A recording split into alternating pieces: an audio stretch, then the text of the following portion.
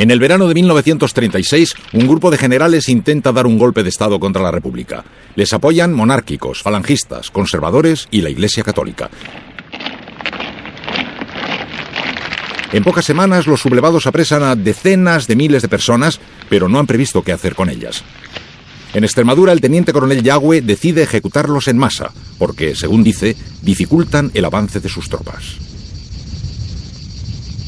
Mi padre era teniente de alcalde, era una autoridad electa por sus vecinos, y a toda la corporación municipal le hicieron un juicio farsa y fue fusilada, excepto mi padre, que se salvó porque los falangistas le dieron una paliza brutal, le dejaron por muerto en el campo, y gracias a eso, a que un pastor le auxilió, le curó y le dio de comer, pudo salvar la vida.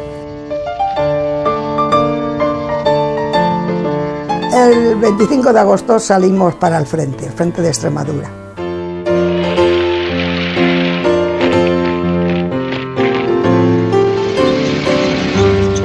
Y venían, pues entonces venía todo el ejército que había cruzado por Portugal. Pues nos metimos en la boca del lobo.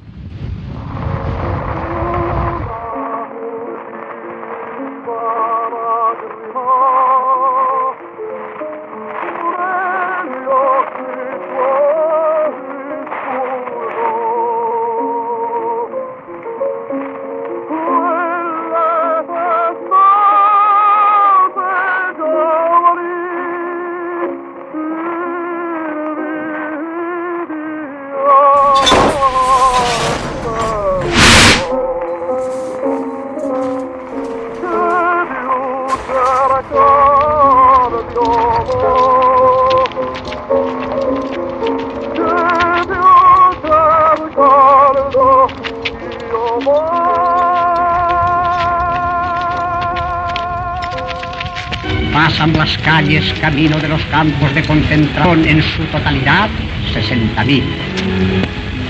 ¿Sobre quién de ellos pesarán los crímenes cometidos por la Fiera Roja durante los 13 meses de persecución y cautiverio de las derechas? A medida que avanza la guerra, aumenta el número de presos republicanos, y en 1937 ya son más de 100.000. A los detenidos se les concentra en cualquier espacio amplio, sin apenas comida ni agua, donde esperan para ser clasificados. 1 de cada 3 será fusilado o irá a los campos de concentración que se construyen a toda prisa.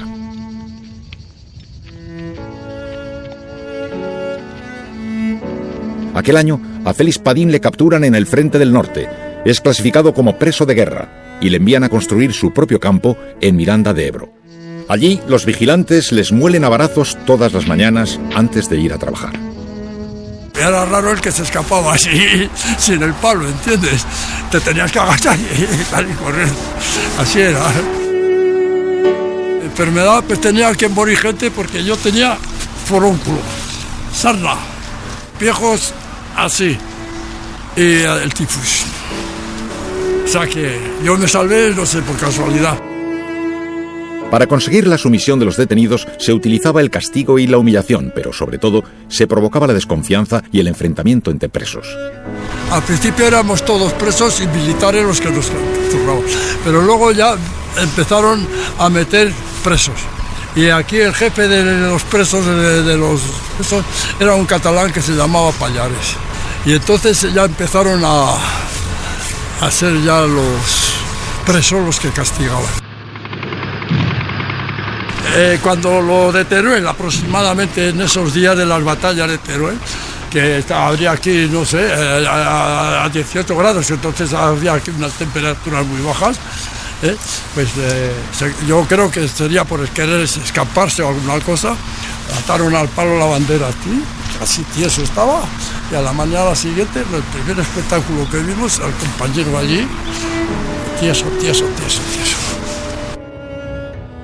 En el último año de guerra se completan los ejes del sistema penitenciario. Junto a los métodos militares, la Iglesia Católica consigue que la cárcel se presente como una obra de caridad cuya misión sería salvar las almas de los reclusos. Por su parte, los falangistas aportan la reducción de condena para algunos presos con la condición de que renieguen de sus ideas y trabajen casi gratis. Era 1938 y aquel año 40.000 republicanos hacían trabajos forzados. A Félix le obligaron a cavar trincheras en plena línea de fuego, con el ejército de la República disparando de frente y los golpistas apuntando a su espalda. Su batallón de prisioneros tuvo 70 bajas. Allí estábamos y ya te digo, igual a la 30 metros, 25-30 metros unos de otros, y te ponían en el medio, allí con un pico y una pala, y decía, bueno, si no me han fusilado la primera vez, ¿por qué me ponen aquí? En el día de hoy, cautivo y desarmado el Ejército Rojo, han alcanzado las tropas nacionales sus últimos objetivos militares. La guerra ha terminado. Burgos, 1 de abril de 1939, año de la victoria. El generalísimo Franco. La guerra no ha terminado para todos. Los españoles franquistas quieren un control total del país y para conseguirlo detienen a 170.000 personas más. Y he aquí que la España de Franco abre sus granjas y cuarteles y habilita sus monasterios y castillos para alojar a estos hombres que fueron enemigos nuestros. En contraste con el tono suave de la propaganda, la dictadura somete a los presos al hambre, la reeducación forzosa y las ejecuciones masivas hasta que aceptan su derrota con naturalidad. De mi pueblo había 43 fusilados, entre ellos mi hermano Juanito, que era un crío, y lo mataron. El régimen enmascaró las cifras de ejecutados, registrándolos como muerte violenta o paro cardíaco. Aún así, se evalúa que hasta 1939 murieron 110.000 presos republicanos y que en tiempo de paz se fusiló como mínimo a 35.000. Los condenados se acostumbraron a vivir sabiendo que cada día podía ser el último. La pena de muerte se llama la Pepa. Está con la Pepa, o estoy con la Pepa, era popular, eso era así. Y yo recuerdo que hice esa letrilla que la entonábamos los presos cuando subíamos para arriba, que era cuando subíamos de cara a la muerte, y decía así una de las primeras estrofas: es la Pepa una gachí que está de moda en Madrid y que tiene predilección por los rojillos. Cuando viene esta mujer a la cárcel de Porlier y al más bravo se le arruga el solomillo. Pepa, ¿dónde vas con tantísimo tío? Y ese día vengo con la pena de muerte y ese día también habían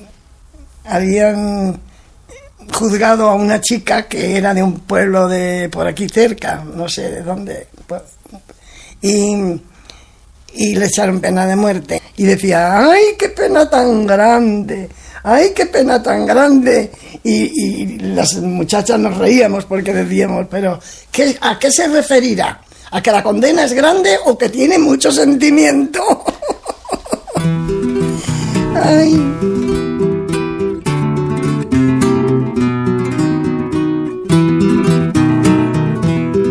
La única pena que siento sois vosotros. Dejaros sin pan. Muero tranquilo. De los de mi juicio, 4 han sido indultados y los otros 4 han entregado su alma a Dios. Solo quedo yo. Madre, quiero que enseñes a nuestros hijos que su padre dedicó la vida al bienestar de los humildes, sin haber hecho mal a nadie. Te querré aunque muera. Mi último suspiro será para mi Joaquina, que es la dueña absoluta de toda mi alma. Y como el alma no muere nunca.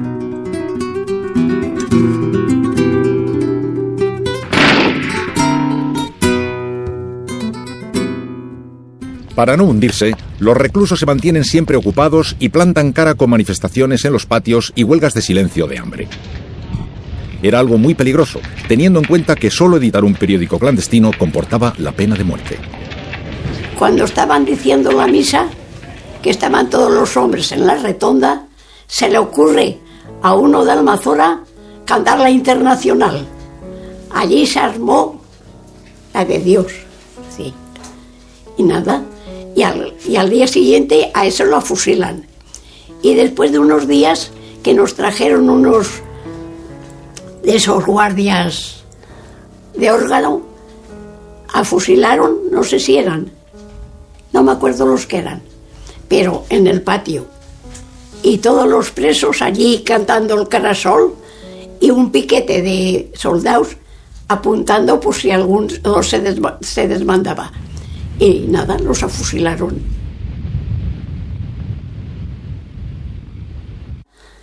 Calculé cómo estaríamos, yo con 19 años. Y tenía a mi madre también. Los cogieron a mi madre y a mí. Y a mi padre no lo cogieron porque se tiró a un río y se suicidó. Y salió a la mar.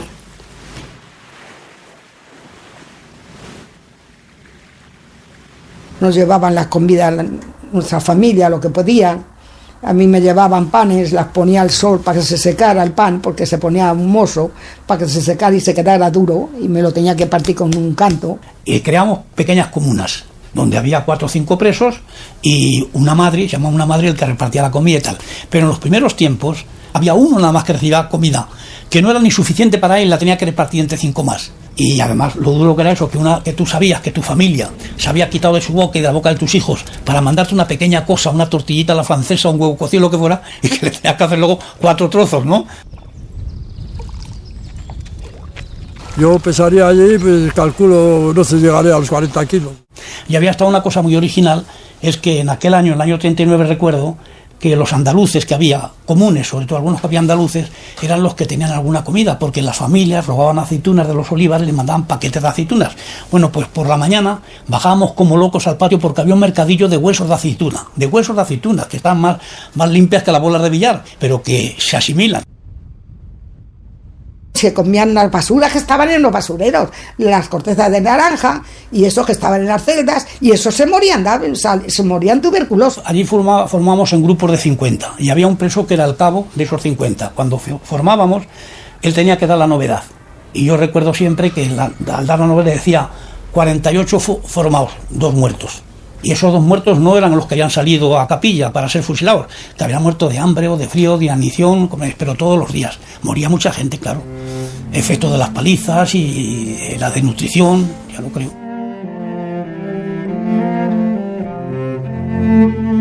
El Ministerio de Justicia estimó para Associated Press que hasta 1944 habían muerto 192.000 presos, pero nuevas detenciones compensan las bajas y las cárceles siguen llenas. El pintor Manaut dejó testimonio del hacinamiento en que se vivía. Tantos presos son una carga para la economía y un obstáculo para las relaciones internacionales. Y así, cuando los vencedores ya controlan el país casa por casa, se permiten dejarlos en libertad. Al salir a la calle, los presos y sus familiares son vigilados por la policía y por los vecinos, y se les excluye de la vida social. En los pueblos, pues les daba miedo de comunicarse con la gente que habían matado a los familiares. Eso no se podía, eso duró, pues mira, pues toda la vida, los 40 años. Los 40 años. Nos callamos. No podías hablar. No podías hablar.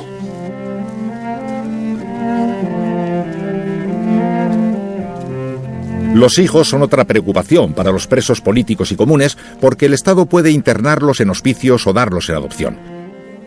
A veces viven con sus madres, como en la cárcel de lactantes que el sistema exhibía con orgullo. En realidad, allí las mujeres hacían trabajos forzados en jornadas de 10 horas y solo podían verles unos momentos. Después quedaban a cargo de monjas y funcionarias que no les trataban con tanto cariño como en estos documentales de propaganda.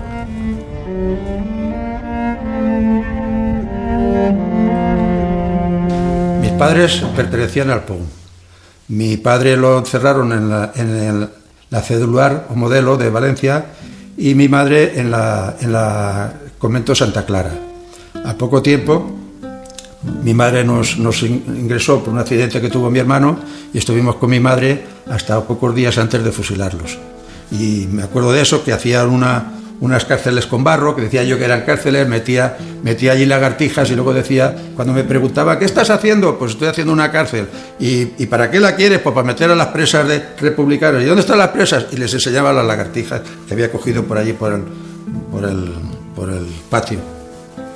Recuerdo que cuando salimos de la cárcel, mi madre me dijo, os van a llevar a ver a vuestro padre, os van a llevar a vuestro padre. Nosotros contentísimos, porque ya hacía casi 2 años que no habíamos visto a mi padre.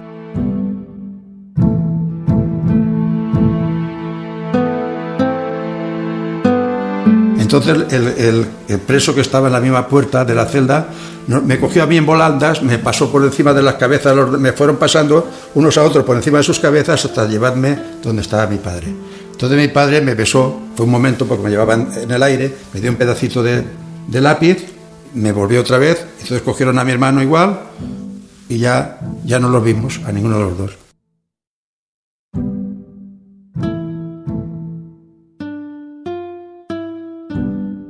En hospicio la vida era durísima, porque estábamos, digamos, los que habíamos perdido la guerra. Nosotros, mi hermano y yo, que éramos, ya te digo, rojos por partida doble, porque habían fusilado a mi padre y a mi madre por rojos, qué malos serían mis padres y cuánto habrían hecho de mal cuando obligaron a lo bueno que era el generalísimo fusilar a 2 personas. Nadie está predestinado a la maldad, dijo el padre Vittorio. Para todos es posible la salvación. Esta doctrina, que prevaleció en el Concilio de Trento, ha servido para establecer el nuevo sistema penitenciario español. La Iglesia Católica se encarga de la reeducación ideológica y administra de manera directa 50 cárceles. En las demás, los capellanes tienen estatus de adjuntos a la dirección y su poder es tal que pueden salvar a un preso de la ejecución o impedirle que escriba una carta de despedida. El de la modelo de Barcelona justificaba su colaboración en las ejecuciones diciendo: ¿Cuándo voy a morir? El único hombre que tiene la incomparable fortuna de responder a esta pregunta es el condenado a muerte. ¿Es posible conceder una gracia mayor a un alma que atravesó la vida apartada de Dios? Claro, ellos son los que te quitan la fe. Porque si ellos tienen que perdonar, cuando nos hablaba en Quintanar, don Manuelillo decía, si Dios os quiere perdonar, allá arriba que os perdone, pero nosotros nos perdonamos. Eso era la palabra que nos decía don Manuelillo en Quintanar a los condenados a muerte. Y además en Ocaña, por ejemplo, sea un recluso que lo iban a fusilar y que murió de un cristazo antes. Lo metió un brazo del Cristo en la cabeza. Aún así, en 1944 en las cárceles crece el optimismo porque los nazis pierden terreno en Europa. Los republicanos aprovechan el momento para mejorar su organización y ganar margen de libertad. Nosotros fabricamos chivatos. Siempre había alguno que era voluntario y entonces iba a jefatura. y se chivaba de algo, que no era importante, hasta que un día nos poníamos de acuerdo con él, pegamos 4 golpes en la cabeza, ¿comprendes? Y bajaba echando sangre a jefatura. Los comunistas que me quieren matar porque se han enterado que yo les he dicho a ustedes que tal y que cual y tal. Y entonces le llevaban a celda para protegerle. Y hombre, y fíjate qué papelón, el que le toca hacer ese papelón, pero que a lo mejor cuando cruzaba el patio general algunas veces para ir a comunicar a la gente, cabrón, hijo puta, y sin embargo era un hombre que estaba haciendo el más difícil de los trabajos. Sí, en ventas casi le pegamos una paliza a una. Y había muchos funcionarios que estaban con nosotros ya, inclusive, pensando en que la cosa iba a cambiar. La CNT tenía un funcionario o 2 a su servicio. Los comunistas tenían también, inclusive hasta muchos de los que había que eran comunes, también tenían ellos sus rollos con los funcionarios. A pesar de las mejoras, la represión sigue siendo muy dura. Los líderes viven incomunicados y a veces han de cortarse las venas para, desde el hospital, entrar en contacto con sus compañeros. Además, la policía política puede sacarles de la cárcel e interrogarles en jefatura por tiempo indefinido. Y estuve allí como 26 días, creo que estuve, ¿no? Y era todos los días la pareja, incluso conmigo y con otros lo hacían. Los primeros días no querían que hablases nada. Me decían, no hables nada, no hables, ya tendremos tiempo para eso. Y zumbarte hasta llegarte a un estado ya de... Y entonces ya comenzaba el interrogatorio. O con un embudo te abrían la boca y si no querías hablar te la desgarraban, te metían un embudo en la boca y con un cubo de agua te echaban agua. Y te desgañitabas, echabas agua por los ojos, por los oídos, pero el secreto estaba en, a pesar de todo, aguantar, porque llega un momento en que perdías el conocimiento. Y entonces ellos mismos te reanimaban por las cuentas que le tenían, ¿no?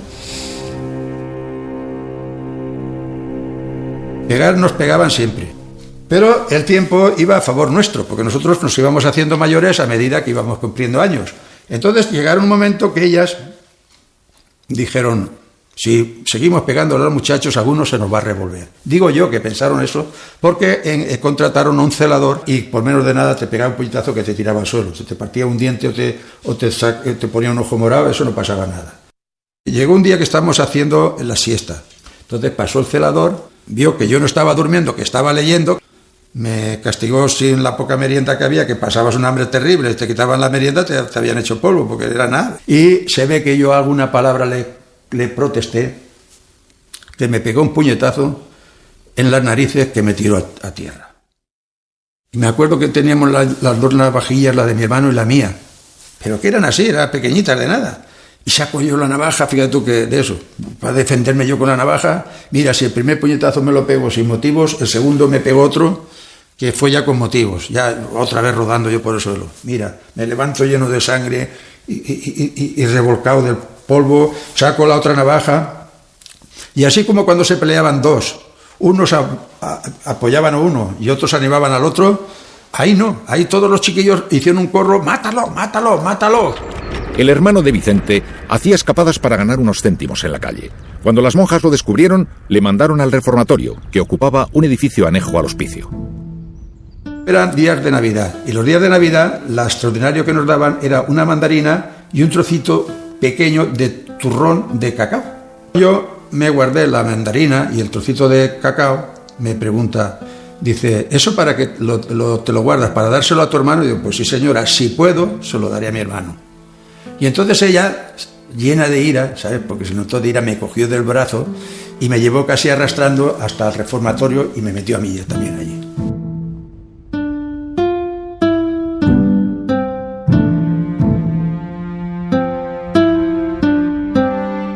Muchas veces, cuando llegaba por la noche, me tapaba la cabeza porque no lo podías demostrar porque se te reían los demás y lloraba. Yo soñaba despierto, ¿sabes? Soñaba que Franco no había fusilado a mis padres y que mis padres estaban, digamos, como un poco ocultos. Pero un día llegaban, los soltaba, venían a por nosotros y aquí no ha pasado nada, ¿sabes? Y ese sueño en despierto lo seguía yo de noche y parece que eso me aliviaba. Cuando estaba muy amargo,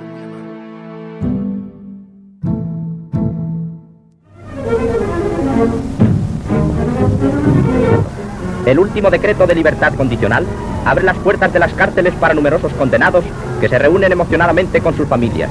Con este decreto ha quedado resuelto el problema penitenciario y no quedará en las cárceles más población penal que la que habitualmente existía con anterioridad al 18 de julio de 1936.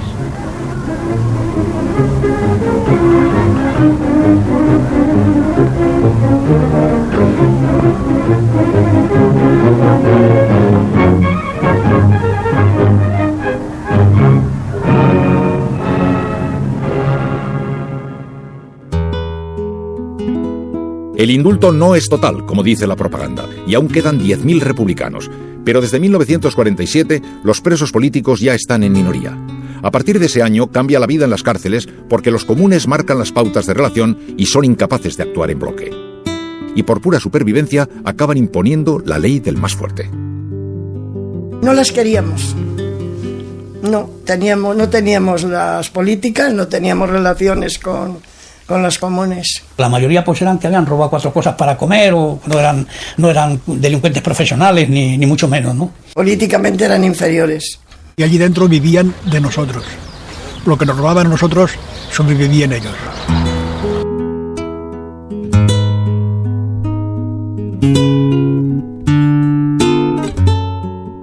A finales de los 40 hay menos fusilamientos y las prisiones no están tan llenas.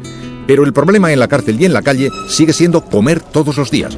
Por eso el gobierno presenta los campos de trabajo como un premio. Allí al menos se puede cobrar un salario, aunque sea ínfimo. Desde los primeros años, el Estado ofrece en alquiler a más de 100.000 condenados, políticos y comunes, y promueve su contratación diciendo: presentan la ventaja de instalarse en regiones deshabitadas donde no resulta fácil encontrar obreros libres, y además están continuamente a disposición de los empresarios.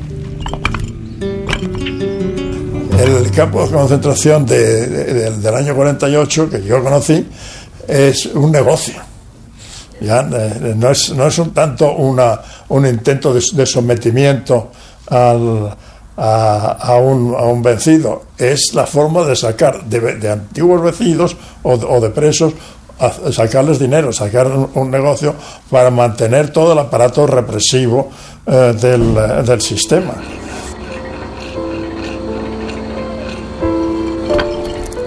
Quizá por eso, allí la disciplina es más relajada. Las familias les visitan al acabar el día, no hay muros ni alambradas y la vigilancia es ligera. Y sin embargo, se dan pocas fugas. España era una cárcel entera. Y un individuo que se fuga, ¿a dónde va? ¿Qué hace? El problema era poder justificar la presencia en la calle. Para sacar el billete de ferrocarril se necesitaba el salvoconducto de la policía y un certificado del párroco de haber cumplido el precepto pascual. Eso me ha ocurrido a mí.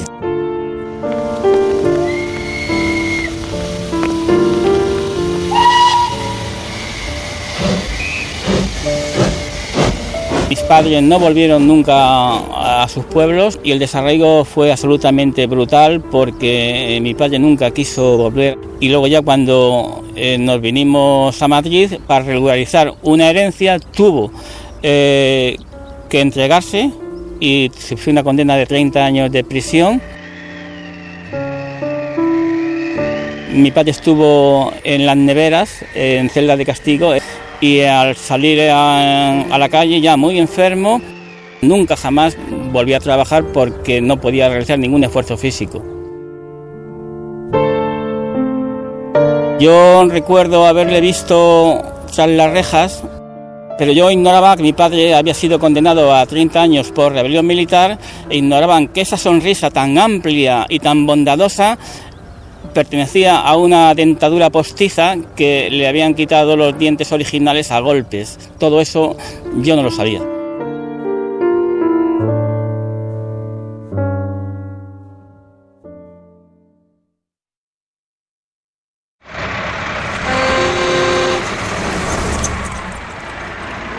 España recupera en 1955 el nivel económico de antes de la guerra. La comida ya no está racionada y se atisba el final de la penuria.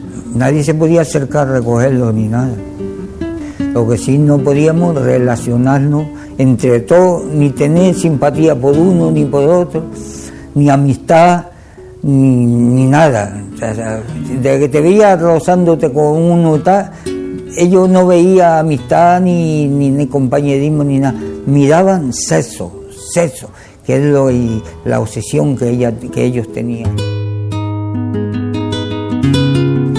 Nosotros rezábamos para que los días pasaran rápido. Entre más rápido pasaban, más pronto, por lo menos yo esperaba que algún día se tenía que terminar aquello. Esa era la esperanza que yo tenía, y muchos de los que estaban allí.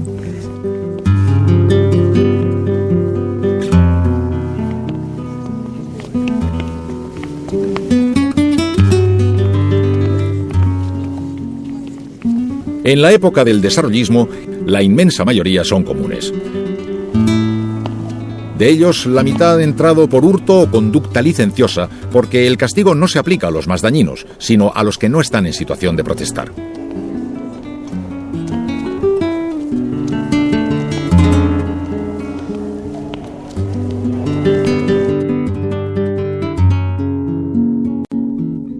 Quizá por eso, en las paredes de la Modelo de Barcelona, alguien escribió una cuarteta que decía: en este sitio maldito donde habita la tristeza, no se castiga el delito, se castiga la pobreza.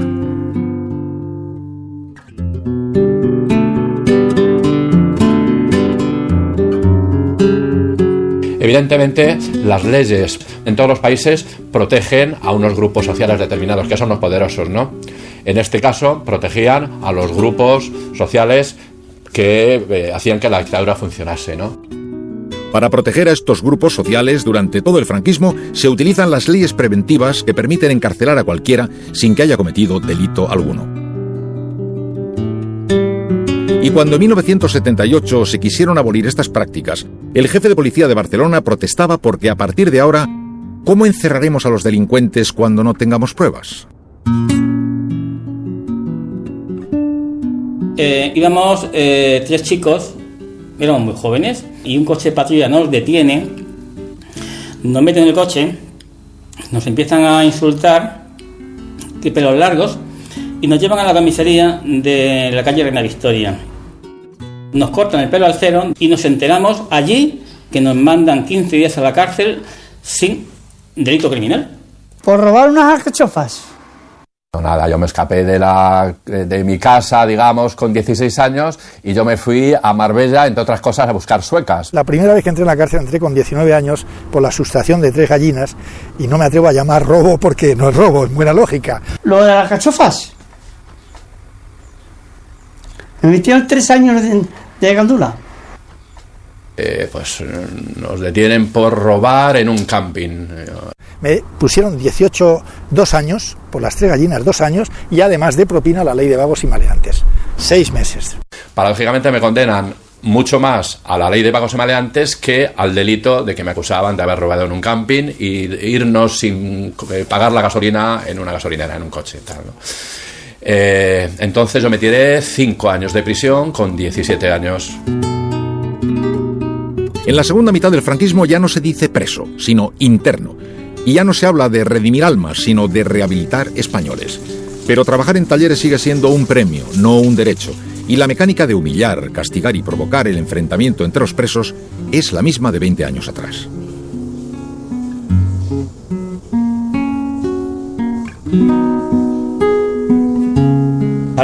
Salíamos muy violentos, salíamos muy deformados. Yo salgo de la cárcel con 16, 21, 22 años con un odio social del copón. Mucho odio social porque en esos años yo he racionalizado que al menos 3 habían robado de mi vida impunemente y necesitaba de alguna forma encauzar mi odio social, ¿no? Y decidí, junto con un compañero, hacernos atracadores. Y así ya pues corriente, una y otra y otra y otra y otra y otra y así. La prisión de Teruel era una jungla a todos los niveles. Mucha violencia por parte de los presos entre sí y por parte de los funcionarios con los presos, ¿no? Los presos mejor organizados pues se imponían al resto.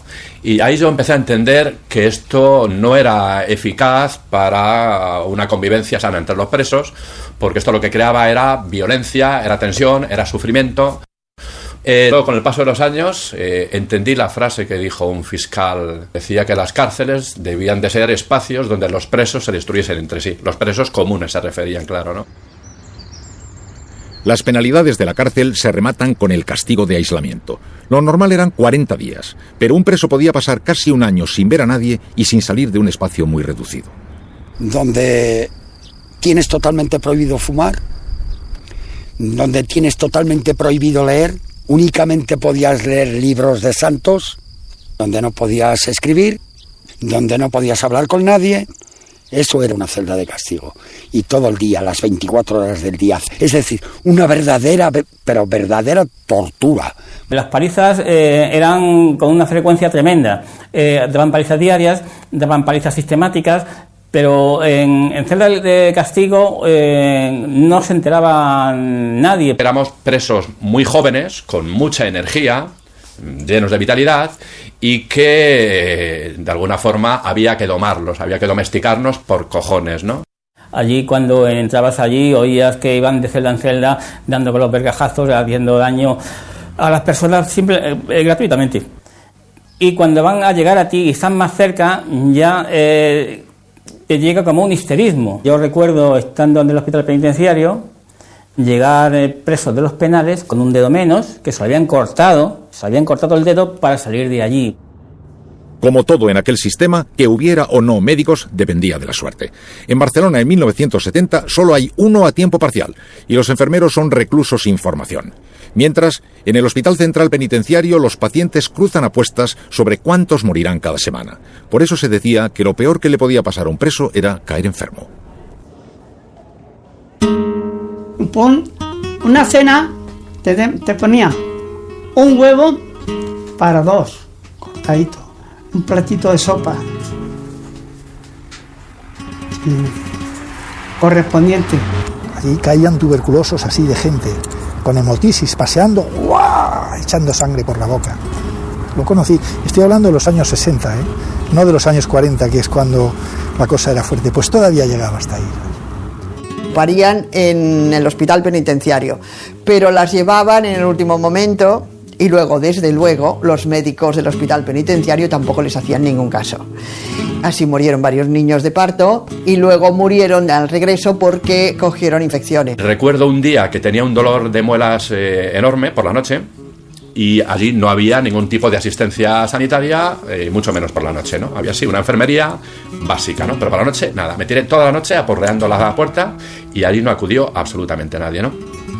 Mi determinación fue, al salir, cogí un clavo oxidado en el suelo, lo puse al rojo vivo, lo desinfecté al rojo vivo, me lo metí directamente en la muela, me quemé los nervios, se finí el problema de la muela, ¿no?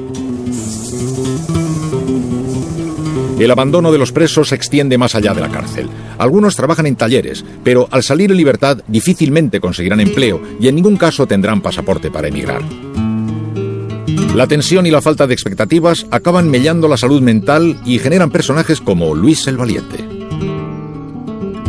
Luis el Valiente, bueno, ese fue un hombre tristemente célebre. Yo creo que es el preso que más tiempo ha estado en la cárcel y y sin delito. Aquel se cogía una gaveta de comida y metía la cabeza y abriendo eso, se la comía, pero comida. Pegándole palos y pegándole todo. Los presos que querían divertirse, con mucha crueldad, le utilizaban, digamos, como un saco. Había un baremo de diferentes precios, ¿no? Por una hostia con el puño cerrado con carrerilla, 25 pesetas. Con una hostia con la mano abierta, 10 pesetas, creo recordar. Y una colleja en el cuello, así, pero con toda la intención, un duro, tal, ¿no? Y lo castigaron una noche, allí hace un frío horrible en Vitoria, por las noches en invierno. Lo ataron a un poste y a un compañero suyo también a un poste, a pasar la noche como castigo allí. Y su compañero murió. Cuando llegó el carcelero, los carceleros por la mañana, Luis el Valiente estaba aterido, medio muerto, pero enseguida dice, la ración de este para mí, que yo he aguantado, y este se ha muerto, las dos, la mía y la de este para mí. El preso común no se rebelaba de una manera especial y si había algún tipo de rebelión era a nivel individualizado, con lo cual lo único que hacía es que le machacaban a palos y se acababa la historia. Las más patéticas eran o las rebeldes continuas, o sea, la rebeldía poco inteligente, poco pensada, con lo cual organizaban líos, ¿verdad? Podían protestar por la comida y tirar los platos de la comida al suelo, inmediatamente tenían una sanción y pasabas a celda de castigo, y de allí al hospital psiquiátrico, que destruían a las mujeres. Eso es lo que ellos llamaban rehabilitación, es decir, hacer un supersiervo. Siguana, sí señor, sin rebeldía, sin nada. Este mecanismo de sometimiento funciona con todos los presos excepto con los políticos. Como en los años 40, ellos se mantienen siempre ocupados, actúan en grupo, luchan por sus derechos y se hacen respetar. Si eres político, te miran de mejor manera que si eres común o eres asesino. Siempre ha sido así, siempre. Los presos políticos a los comunes nos tenían en más baja estima. El gobierno intenta aislar y desprestigiar a los políticos para que no contaminen a los demás. Pero en los traslados o en las prisiones provinciales, un aislamiento total es imposible y algunos comunes van aprendiendo de ellos. Claro, de alguna forma dices, hostias, estos se organizan, qué buen rollo tienen, qué buena energía, y nosotros estamos aquí apuñalándonos entre nosotros, reproduciendo la injusticia, la cual es la causa de nuestra marginación, ¿no? Con lo cual, pues venga, vamos a espabilar, tal, ¿no? Lo que ocurre, claro, que en una situación así de permanente violencia, de permanente injusticia, de permanente imposición de los más fuertes sobre los más débiles, pues era muy, muy complicado tratar de romper esa dinámica dentro de la cárcel, ¿no? En esta situación sin aparente salida, la familia es el único apoyo de los presos y también su contacto con el exterior. Mi padre siempre se recorría todas las cárceles detrás de mí. Y como no tenía alojamiento ni para comer él, pues iba a conventos. Y recuerdo que, como no tenía para meterme comida, pues cogía las mantequillas y las mermeladas que le habían dado y me las metía. Así era. Pero igual que en la posguerra, los familiares de presos son vistos con recelo y viven expuestos al miedo y a la humillación. Tenia 14 anys, el Ramon, la primera vegada. I quan vaig anar aquí a Igualada a recollir-li la roba, que estava detingut, em van donar la camisa que estava tota plena de sang. És que era una vida així, de por, de temor, de vergonya, com aquell que diu, com una vergonya. Vergonya que sabies que no la tenies, que tenia aquella vergonya. Perquè jo sabia que el meu fill era un lluitador, no era res més. Los Melchero no nos casamos. Entonces Consuelo, que era la madre de mis dos primeros hijos, pues le pedían el libro de familia. Yo vengo a ver a mi marido. ¿Y dónde está? No, es que mire usted, no estoy casada. Ah, pues entonces no puede pasar. Y hubo algunos funcionarios que le dijeron, si lloras un poco a lo mejor te dejo pasar, porque Consuelo era muy guapa, una mujer llamativa. Llórame un poco. Y se echaba a llorar. Bueno, pues mira, ahora hoy te voy a dejar pasar.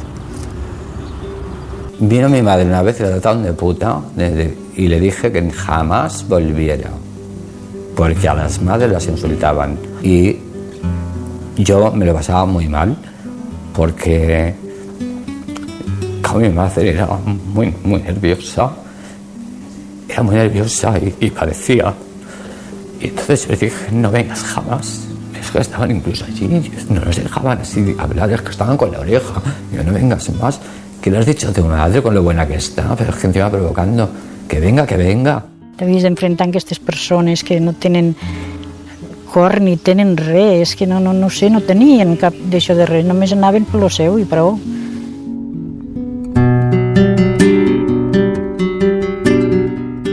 Aunque en los años 70 se van incorporando psicólogos y asistentes sociales, su trabajo consiste en vigilar el pensamiento de los presos, sustituyendo a los capellanes, mientras las cárceles siguen siendo almacenes de personas. Yo lo comparaba con una plaza mexicana en medio del verano, todo el mundo ahí sin hacer nada, ¿no? Y esto era lo que yo creo lo más grave, porque no había nada que hacer. Había chavales que tocaban la guitarra de demasiado, ¿no? Y a lo mejor pues nos reuníamos en un rincón del patio y uno tocaba la guitarra, el otro bailaba, el otro cantaba. Tienes compañeros, cada uno va con su compañero. Si hay fútbol, vamos al fútbol. Si hay otras cosas, pues vamos a otras cosas y ya está. Vamos al cine y nada más.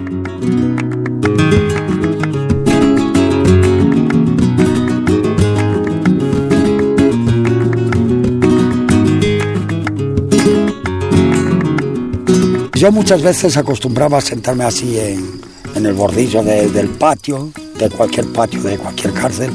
Me quedaba así a observar y veía, joder, mira, le decía a uno de los compañeros al de turno que se sentara conmigo, cago en 10, mira, al final se han hecho matrimonio estos dos cabrones y tal. De ellos ponen, joder, mira aquellos qué palizón se están pegando. Y eran matrimonios que reñían y se peleaban, como un matrimonio normal, ¿no? Luego había gente que tenía sus pequeños negocios, no había negocios, todo el mundo sacaba dinero. Si la presa no tenía familiares que se lo llevaran y no tenía dinero, vivía en la más absoluta miseria dentro de un recinto donde además tampoco es que pudiera hacer más. Muchos nos valíamos de 50.000 formas para poder sacar 5 duros para poder tener para un paquete de tabaco y para poder tener para el café. Y no mirabas lo que hacías muchas veces, en muchos casos. Tenías que conseguirlo como fuera. Tener dinero en la cárcel es la gloria. Ahí tenía yo mi cama y comía con tenedor y cuchillo. Ahí sí que ponía inyecciones, era un privilegiado. Si tú pedías algo en la cárcel, oye, alguien tiene una estilográfica, me acuerdo de una estilográfica concreto porque yo quise una. Me llegó una buena estilográfica, ¿no? Que tenía su gracia escribir una estilográfica bonita dentro de la cárcel. Yo allí tenía uno de los que se suele llamar cabos de vara, precisamente, que lo tenía yo allí a mi servicio, iba por la comida y nada, estaba pendiente de mí, traía tabaco, traía 2 paquetes, uno para él, otro para mí, todo eso se saca pues, teniendo dinero, claro. Sin dinero pues, ni tienes ayudante, ni tienes quien te cuide, ni tienes quien nada.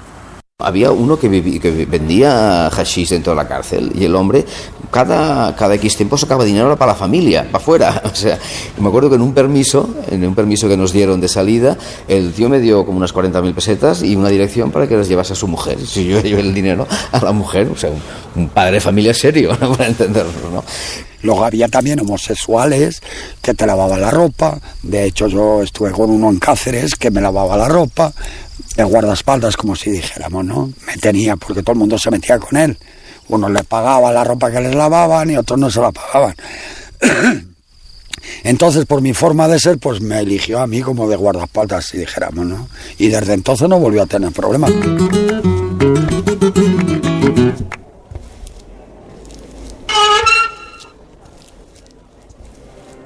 Los funcionarios siguen siendo pocos y mal pagados, pero a cambio se les toleran los negocios y los abusos. La mayoría aún son excombatientes o antiguos guardias civiles, y aún así aparece una organización casi clandestina de funcionarios demòcrates. Quan vaig anar a comunicar amb el Ramon, doncs portaven els octavells dels presos polítics. I les tenia a la mà i les ensenyava així a poc la reixa. I el funcionari em va dir, déme-les que se les passo jo. I l'endemà, quan hi vaig tornar, el Ramon, doncs li vaig dir, escolta'm Ramon, que t'ha entrat unes octavells per l'amnistia, que estem lluitant per l'amnistia. I em va dir, però només amb el cap, em feia així, de paraula no, perquè tenia al costat, no podia dir res. Tenien gent bona dintre Córdoba també, però gent molt dolenta. Había uno que le llamábamos el Tocino, que era un exguardia civil, que a mí me llevó a hostias, a puñetazos, a patadas, desde el centro de la cárcel de Teruel hasta la barbería, donde me cortó el pelo al cero y por decirle esto me lo hace usted aquí, en la calle no tendrá huevos, me dio el doble todavía. La palabra del carcelero era la ley. Toda la vida dependía de ellas. Tienes que bajar la vista cuando él te llama. Los funcionarios, bueno, los jefes funcionarios, Por eso ya te quiero decir todo. Personalmente no recuerdo que le haya mirado yo a un funcionario a los ojos. Por 500 pesetas estaban ahí a punto de que nos maten. Por 500 pesetas cobraban ellos. Echarme cubos de agua en invierno y darme un trocito de trapo así. Y ahora recoja toda el agua del suelo. Tenías que coger y echarlo en el váter, torcer y así. Cuando lo había secado, otros cuantos cubos de agua. Y ahora desnudo. Tal vez si yo los miraba a los ojos, igual me hubiera lanzado a ellos. Por eso evitaba el mirarlo. Ellos se apoyaban en algunos presos que les facilitaban el trabajo. Estos eran los llamados cabos. Eran los que abrían y cerraban las puertas, utilizaban las llaves para abrir y cerrar, eran de confianza. Y estaban también los ayudantes de los cabos, que eran una especie de criado del criado. Podías tener diferencias y conflictos con otros presos, pero el preso que era el enemigo era el chivato, el cabo, que era el colaborador del carcelero. Había uno allí en el puerto. Estábamos tomando café en el patio. Había tenido una disputa con el cabo del salón. Él cogió al cabrón, que a mí me dio asco y todo, arrancó la oreja. Un bocado, arrancó la oreja. Pero arrancar. Y hace así, encima del café. ¿Vale? Dice, ahora me llevas a Cerdas. Ahora llévame con razón. A un chivato precisamente, sin mediar palabra de ninguna clase, llegó y me pegó un guantazo y me tiró al suelo, a cuenta de fumar. Y estando en el suelo, pues se le iba a darme. Y entonces otro compañero, en aquella época pues tenía yo 20 y tantos años y parecía que tenía 18. Bueno, pues el compañero este le dijo que si no le daba vergüenza meterse con un crío como yo, que se metiera con él si es que tenía cojones. Entonces se encaró con él, lo vi enzarzado con el otro, ¿no? Y pues lo primero que me vino a la cabeza, me fui corriendo a un rincón que había allí en el patio, que había una tubería de plomo, lo agarré, me fui a por él y le di. Y cayó pues como un fardo. Y entonces cuando estaba en el suelo el otro compañero, fue cuando le metió el pincho a la garganta y lo dejó tieso.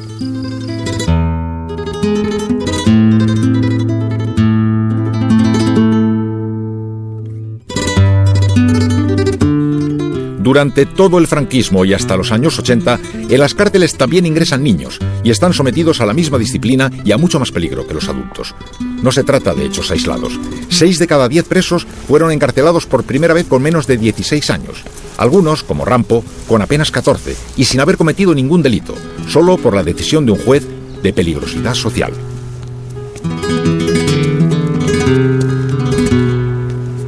El tío, sin mirarme y sin saber la edad que tenía ni leches, dijo: llevar a este invertido a la cárcel. O sea, no hubo juicio ni leches. Yo al ir de como llaman, la lechera, en la furgona, íbamos todos esposados y ya me estaban amenazando. Ya me estaban, y cuando lleguemos ahí, ya verás tú cómo te vamos a poner.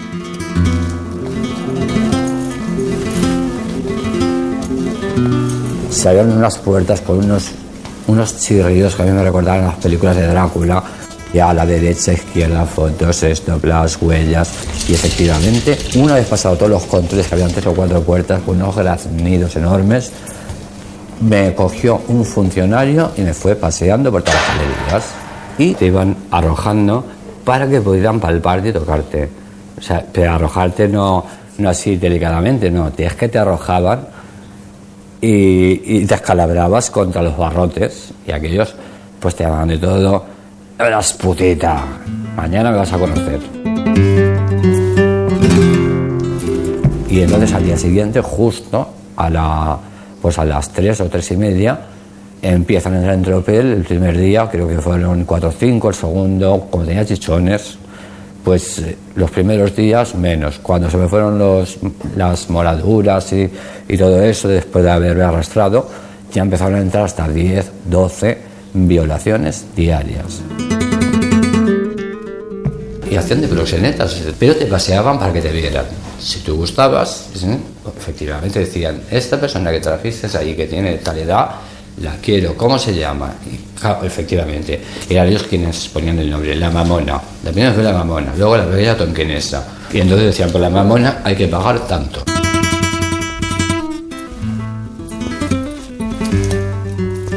Estoy un día ahí en la cárcel mirando por una reja, digamos hacia abajo, y veo que llegan los carros de la comida, desde las cocinas hasta la tercera, ¿no?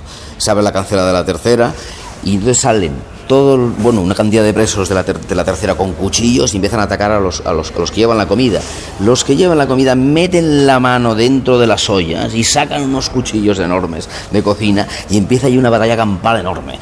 Bueno, pues ahí lo que se estaban disputando era el control de las chicas. Las chicas serían los travestis y los que, digamos, hacían de prostitución dentro de la cárcel. Y aquello era una auténtica batalla mafiosa de derechos de explotación, ¿no?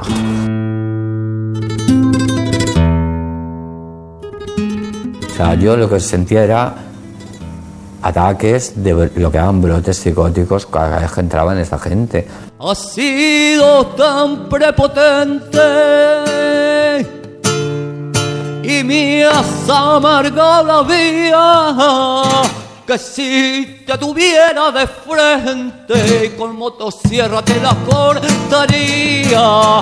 Ay, pesadilla del infierno, con motosierra te la cortaría. Cómo me la maravillaría yo, cómo me la maravillaría yo, cómo me la maravilla yo. So cabrón, so cabrón. Y yo empecé a defenderme a partir de Barcelona. La vi tan peligrosa que digo, uy, aquí, aparte que llegué allí con las costillas rotas, digo, aquí una de dos, o te matan o matas. Y yo matar, desde luego, no iba a matar a nadie. Es que había un tío que era un psicópata y a todos los menores, a ver si os crecen los pechos, a ver qué tal, y con las fustas de caballos y unos gritos. Y voy a hablar del caso de Rosaura. A ella también la fustigaba el cabronazo este. Y como ella tenía experiencia, pues cogí y vi que lo podía manipular al esquizofrénico este, que estaba loco por Rosaura. Y le dije, mira Ramón, ¿sabes que a Rosaura, el tiparraco este, igual que a mí y a 4 más, nos fustiga con una fusta de caballos? Claro, el tío vio y comprobó que efectivamente le estaba golpeando a Rosaura. Entonces el tío, es una cosa que también, vuelvo a decir, es que esto se tiene que escenificar, esto no se puede contar. Es algo tan brutal que agarró al funcionario que medía casi 2 metros, 1,95 m, y lo subió y lo estampó. Y yo creo que al primer golpe lo mató contra la pared. ¡Carajas, hijo de puta! Un charco de sangre por la cabeza, ya estaba muerto. Pero al estar muerto, en la pared se caía hacia él. Entonces, lo que él hacía, el muerto, era caerse. Entonces el otro, cuando estaba esquizofrénico, se creía que estaba vivo y que le contraatacaba. Y lo volvía a coger y lo volvía a golpear. Y claro, nosotros había unos gritos que se escuchaban en todas las galerías. Pero claro, como estaban acostumbrados a esto, pues no hicieron caso. Y se volvía a caer el muerto, porque esa es una pesadilla que jamás te la quitas de la cabeza y venga, y muerto y muerto. Españoles, Franco ha muerto.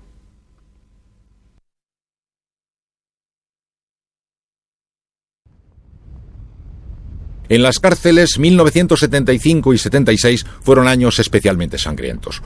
Hubo motines espontáneos, asesinato de presos y fusilamientos, mientras crecían el hacinamiento y la ansiedad. Tras la coronación del príncipe, se decreta un indulto parcial, pero la calle, la prensa y los gobiernos europeos piden amnistía para los políticos y solo para ellos. En Carabanchel, unos pocos presos que han tenido contacto con militantes de izquierda toman la iniciativa y deciden organizar su propia campaña de plantes y denuncias. Argumentan que también ellos son víctimas de la dictadura y de sus leyes sociales, y por tanto, la amnistía debe alcanzarles.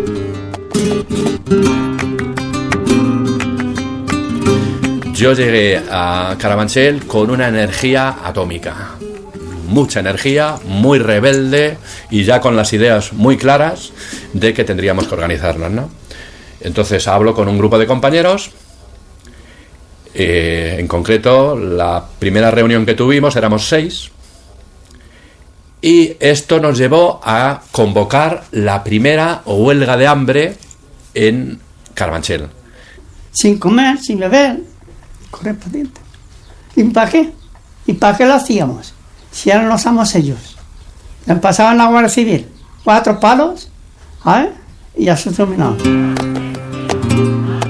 A lo largo de 1976, mientras los políticos van saliendo en libertad, los comunes se organizan, discuten en asamblea y pierden el miedo a la protesta colectiva, aunque se castigue con más años de condena. A finales de año crean una organización que se llama Coordinadora de Presos en Lucha y enseguida consiguen el respaldo de todos los centros. Y durante un tiempo, la COPEL consigue cambiar la ley de la cárcel. Decidimos empezar a funcionar como comuna. O sea, fue la primera experiencia comunal de presos comunes, que no había habido nunca ningún antecedente de vida en comunal, de compartir todo entre todos y de funcionar en régimen asambleario. Por fin se había conseguido romper esa dinámica que comentaba antes, ¿no?, de abusos, de violencia, de salvajismo de unos presos sobre otros, y por fin conseguíamos convivir con una base de respeto, con una ética nueva y con una energía que era muy enriquecedora para nosotros.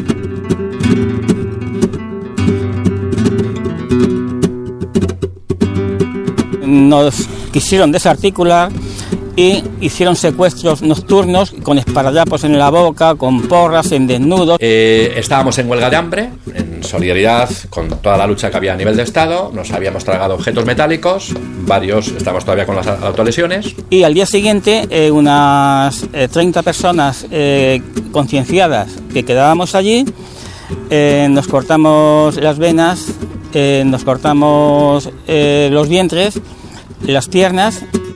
No éramos suicidas, simplemente era la única manera de manifestar, la única manera posible que teníamos para ser escuchados. Los esfuerzos de COPEL dan resultado y a principios de 1977 los medios de comunicación se interesan por las prisiones y desvelan abusos, torturas o que más de la mitad de los presos están en espera de juicio. COPEL da un paso más y convoca una oleada de motines en todo el país. El primero estalla en Carabanchel el 18 de julio.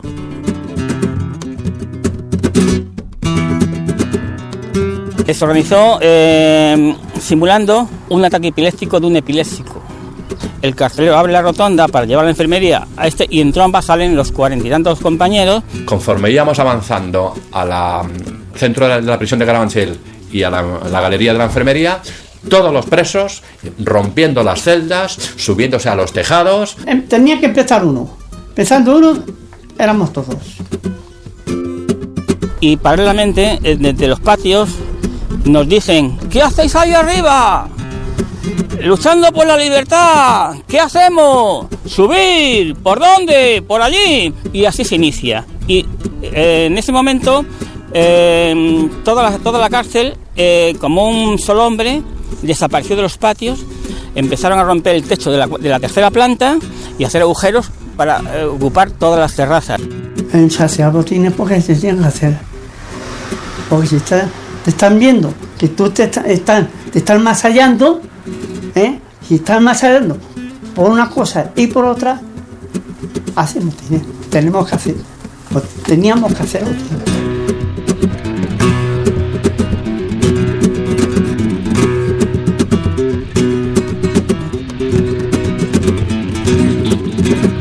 Nos atacaron 3 helicópteros. Los 3 helicópteros descargaban indistintamente, venían por oleadas, uno después otro, descargaban botes de humo en las terrazas, quemaban mucho, pero como podíamos, con las camisetas, los echábamos porque nos ahumaban y no podíamos ver ni respirar y tosíamos muchísimo. Y creo que ganamos la batalla a los helicópteros, porque un compañero tuvo la feliz ocurrencia de envolverse una camisa, coger un bote, lanzarlo para arriba y con la fortuna hizo una pirueta y se coló por la ventanilla de un helicóptero. De la ventanilla empezó a salir humo, el helicóptero empezó a hacer así y se iba a estrellar contra el cementerio, que hubiese sido un drama terrible, hubiese sido eso, ¿no? Para nosotros sobre todo, ¿no? Y levantó el vuelo como pudo, tiraron la bomba de humo y se fueron y desaparecieron, y después se fueron los 2 helicópteros que quedaban.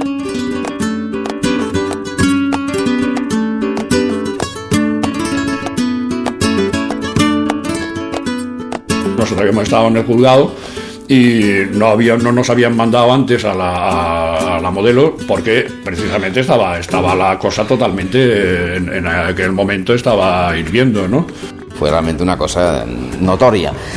Había gente organizada, había los travestis que habían puesto una mesa, habían puesto las vendas, habían puesto algodón y todo, y alcohol. Yo me acerqué allí y dije, ¿qué vais a hacer con la gente que esté? Dice, le pondremos algodón. Digo, no me pongáis algodón. Yo dije, no pongáis algodón encima de la directamente, dejad, bueno, en fin, hay que lavar, hay que poner, bueno, en fin. Pero me he terminado, empezó a cortarse masivamente las venas y empezaron a haber sangre por todas partes. Nos encontramos con todo el pasillo, la galería llena de colchones quemados y de cristales rotos y esto. Y bueno, era un acojone aquello de entrar en la cárcel y encontrarte con aquel panorama. Todavía se oían gritos de gente y esto fue la primera impresión macabra de estar allí dentro. Para aquietar las prisiones, en febrero de 1978, la Dirección General concentra a los líderes de Copel en el Dueso, estrechamente vigilados por fuerzas de élite, mientras se dispersa por cárceles de toda España a los políticos más conflictivos. Tot el pati de la presó de Còrdova, que tota la vida ho tindré a la memòria, estava acordonat de policia, amb les metralletes totes allí. Arribo a casa, al cap de 2 o 3 dies em tornen a trucar altra vegada que el Ramon estava a l'hospital. I va ser quan se va intentar suïcidar. I no me'l van deixar veure. Ara ho recordo. A l'hospital no me'l van deixar veure. Jo em vaig quedar amb el pero, sense saber si havien sigut tortures o si era ben bé un intent de suïcidi.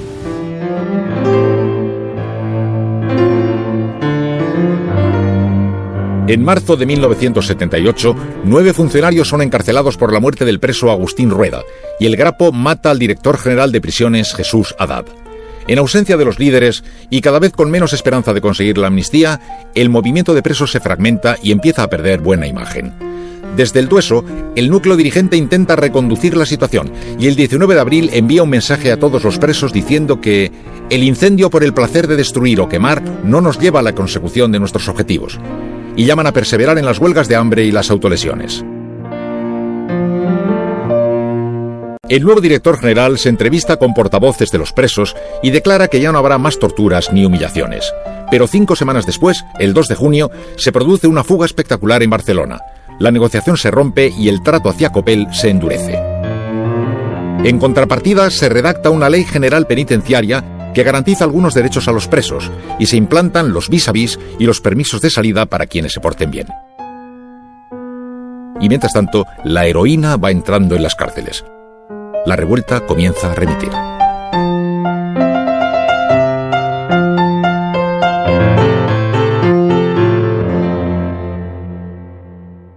Las cárceles del franquismo han sido centros de dolor intenso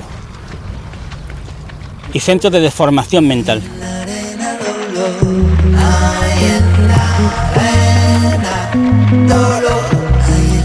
Aquí ocurría así en las cárceles, eran aberrantes. Y además a la gente de bien no les importa, porque al fin y al cabo son delincuentes, ya ellos les pueden robar en cualquier momento y por lo tanto ya están demasiado bien tratados. Eso no hay derecho a hacer con nadie. Eso es una venganza que tomaron con nosotros que no hay derecho.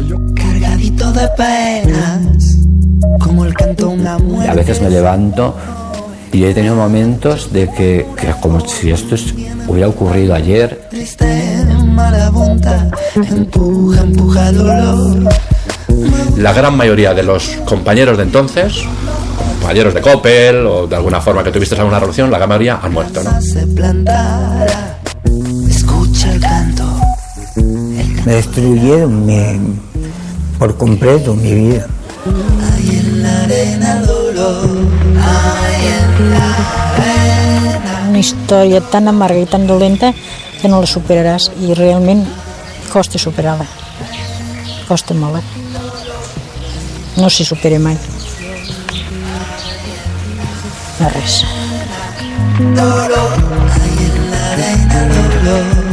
Un sueño fue. Un sueño horrible. Un sueño horrible. Hay en la arena dolor.